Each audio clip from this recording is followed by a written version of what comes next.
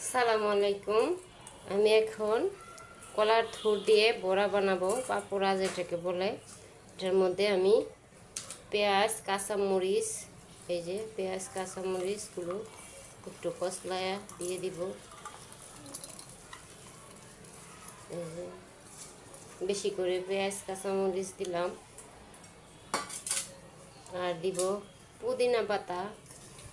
পুদিনা পাতাগুলো আমার ছাদের টবে বালতির গাছ আছে সেখানে লাগাইছি। আর দেব একটু লবণ, পরিমাণ মতো লবণ, একটু ধনিয়ার গুঁড়া,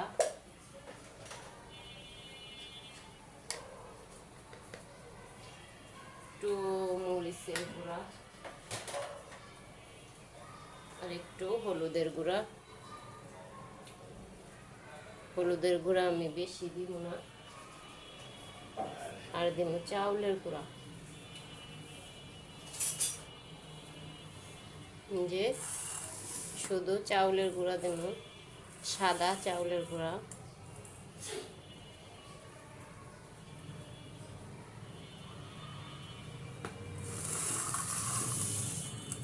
চাউলের গুঁড়া দিয়ে একটু মিশায়া একটা ডিম দিব ওটার মধ্যে।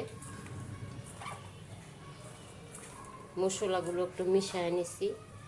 আমি মরিচের গুঁড়া হলুদের গুঁড়া একেবারে কম দিছি, কারণ কাঁচা মরিচ বেশি করে দিলাম। এখন শুধু একটা ডিম দিব ওটার মধ্যে।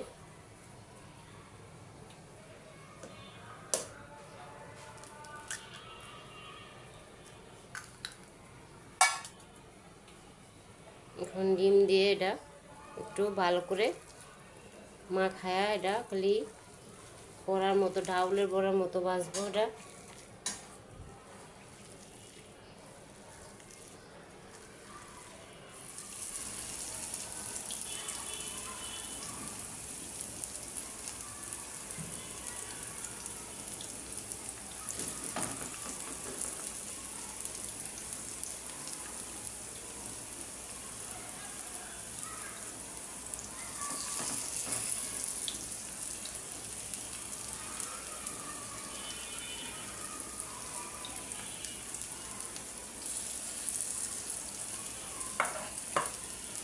এখন কলার থুরের বড়াগুলো আমি উল্টায় দিব।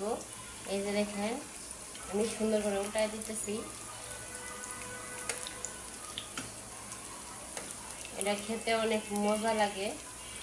আমি বেশিরভাগ কলার থুর এভাবে বড়া বানায় খাই। মাঝে মধ্যে চিংড়ি মাছ দিয়ে ভাজি করে দিই।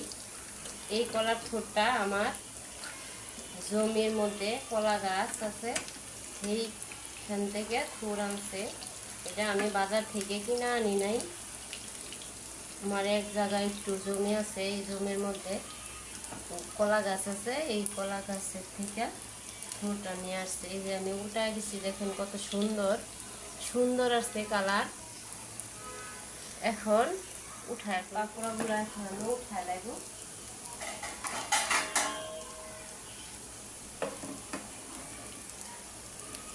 এরকম হচ্ছে।